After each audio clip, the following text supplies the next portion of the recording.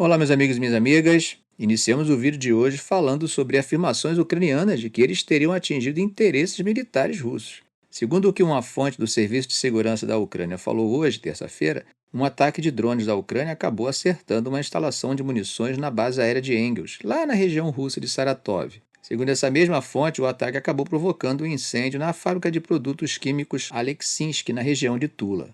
E ainda teve um incêndio na refinaria de petróleo de Saratovsk, sem contar a fábrica de químicos de Briansk, que também foi atingida.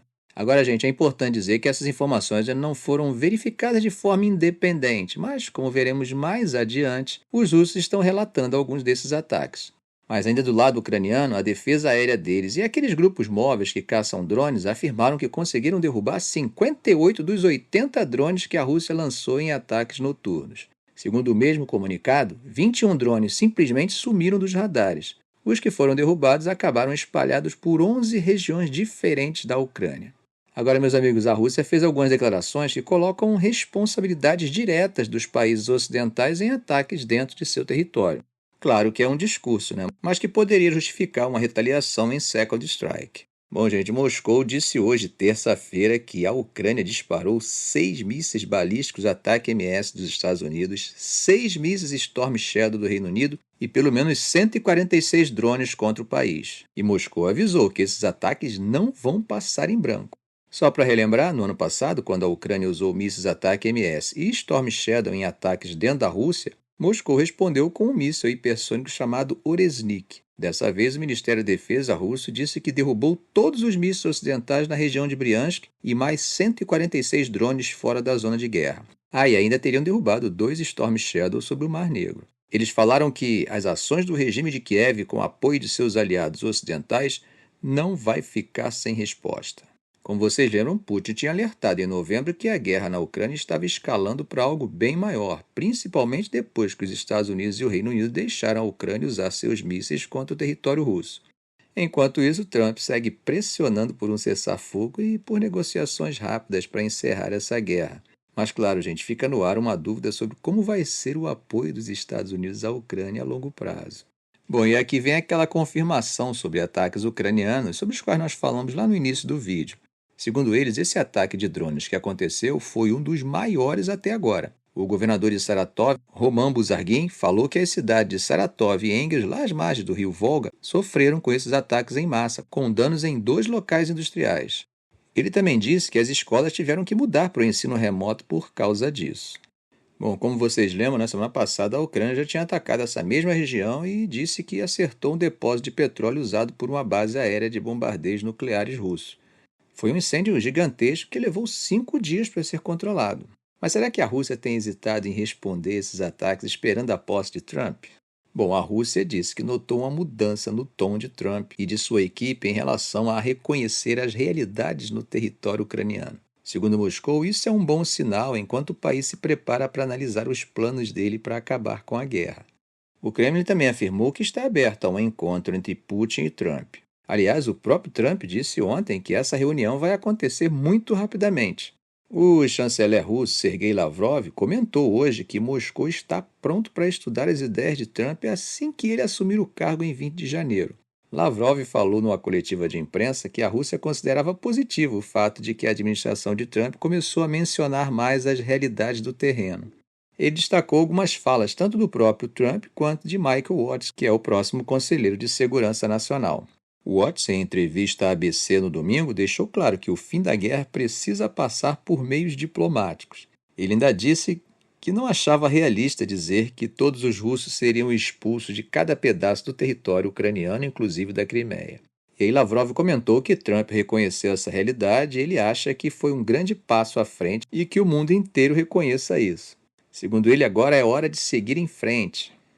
Na semana passada, Trump também comentou sobre a oposição histórica de Moscou à entrada da Ucrânia na OTAN, dizendo que compreendia o sentimento russo sobre ter alguém bem na sua porta. Como sabemos, gente, Moscou hoje controla cerca de 1/5 do território ucraniano depois de quase 3 anos de guerra e insiste que qualquer acordo para encerrar o conflito precisa levar isso em conta. Em setembro de 2022, a Rússia declarou 4 regiões da Ucrânia que controla parcialmente como parte de seu território. algo que a Assembleia Geral das Nações Unidas condenou como uma tentativa de anexação ilegal. Lavrov também disse que a Rússia está disposta a discutir garantias de segurança para a nação agora chamada Ucrânia, mas, segundo ele, Moscou também precisa de garantias de que não será ameaçada em suas fronteiras ocidentais próximas à Europa. Enquanto isso, Zelensky, destacou que as garantias de segurança para Kiev só seriam eficazes com o apoio dos Estados Unidos. Ele também alertou que um cessar-fogo sem essas garantias daria tempo para a Rússia se rearmar. Como nós temos visto, Zelensky segue insistindo para que a Ucrânia entre na OTAN, e sobre isso Moscou não quer nem ouvir falar, sem contar o fato de que afirma que esse foi um dos motivos para iniciar a guerra. Fica claro que Kiev está preocupada com a possibilidade de Trump retirar o apoio militar em busca de cumprir sua promessa de encerrar a guerra rapidamente. Essa possibilidade deixa a Ucrânia com receio de ser forçada a fazer concessões que não gostaria, né? Bom, durante a coletiva, Lavrov ainda foi questionado sobre um comentário de Trump, que sugeriu não descartar o uso de ação militar ou econômica para adquirir a Groenlândia. E aí Lavrov respondeu assim: primeiro de tudo, precisamos ouvir o que os groenlandeses têm a dizer. A Groenlândia é um território dinamarquês, mas Lavrov afirmou que os groenlandeses têm direito à autodeterminação, caso considerem que a Dinamarca não representa seus interesses. Nós começamos a perceber que parece que realmente o discurso de Trump está se aproximando muito do discurso de Putin. Aquela ideia da expansão da OTAN em direção ao leste europeu, chegando às portas da Rússia, e isso foi confirmado pela fala de Trump, demonstrando uma aproximação, uma certa afinidade entre os dois discursos. Atravessando o Mediterrâneo, vamos falar daquele assunto que já estamos cansados de ouvir falar, aquele "dessa vez vai, tá quase". Claro que eu estou falando das negociações de paz entre Israel e Hamas, né? As negociações no Catar estavam acontecendo hoje e o foco era tentar finalizar um plano para acabar com a guerra em Gaza. Biden já tinha dado pistas de que o cessar-fogo e a libertação dos reféns estavam bem perto de acontecer. Mas essas pistas já deu outras vezes, né? Vocês lembram? Mas se acontecesse realmente, seria um marco depois de 15 meses de conflito que transformaram o Oriente Médio. Mas mesmo depois de mais de 5 horas de conversa, ainda não tinha saído nenhuma confirmação oficial. Majed Al-Ansari, que é o porta-voz do Ministério das Relações Exteriores do Catar, explicou que estavam trabalhando nos últimos detalhes e que esse era o ponto mais próximo de um acordo alcançado até agora. Disse que estavam nos passos finais e que esperavam que essas rodadas de negociações levassem a um acordo com o apoio do Catar, Egito e Estados Unidos. De Israel veio a confirmação de que as negociações estavam em uma fase delicada, mas ainda faltava acertar algumas coisas. Veja o que eles disseram: estamos perto, mas ainda não chegamos lá. Enquanto isso, a Jihad Islâmica, que é um grupo separado do Hamas e também tem reféns em Gaza, mandou uma delegação para Doha hoje para participar dos ajustes finais de um possível cessar-fogo. Na segunda-feira, os mediadores do Catar tinham entregado o que chamaram de rascunho final do acordo para Israel e Hamas. Esse avanço que aconteceu durante a madrugada abriu caminho para um possível consenso. Biden logo em seguida comentou que o acordo poderia liberar os reféns, interromper os combates, fortalecer a segurança de Israel e aumentar de forma gigantesca a ajuda humanitária para os palestinos, que realmente, gente, estão sofrendo de forma inimaginável com essa guerra. Agora, se o acordo der certo, o cessar-fogo vai acontecer em etapas, e isso pode finalmente frear os combates que devastaram a cidade. Estamos falando de um cenário em que dezenas de milhares de pessoas morreram. A maioria da população perdeu suas casas. E ainda há mortes todos os dias. Além de ajudar a acalmar Gaza, isso pode diminuir tensões em lugares como Cisjordânia, Líbano e Síria, e até evitar uma guerra maior entre Israel e Irã. Sobre os reféns, Israel quer recuperar cerca de 100 pessoas que estão sob o controle do Hamas desde os ataques de 7 de outubro. Em troca, Israel planeja liberar prisioneiros palestinos. A primeira fase do acordo, se sair do papel, vai incluir a libertação de 33 reféns, entre eles crianças, mulheres, homens com mais de 50 anos e pessoas feridas ou doentes.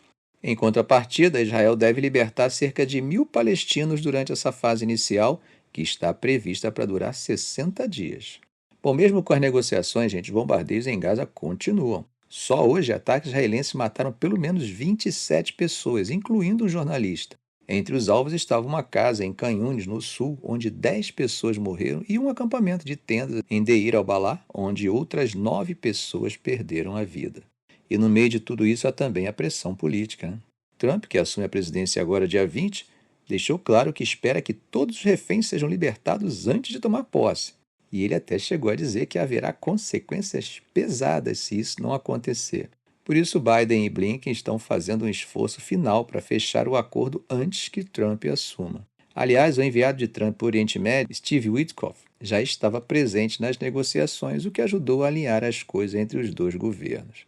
Ficamos por aqui. Se esse vídeo foi útil a você, faça um comentário, compartilhe em suas redes sociais, dê um like. E é claro, se ainda não for inscrito, inscreva-se no canal e ative o sininho para não perder os próximos vídeos. Ok, gente? Um grande abraço do professor Arão Alves.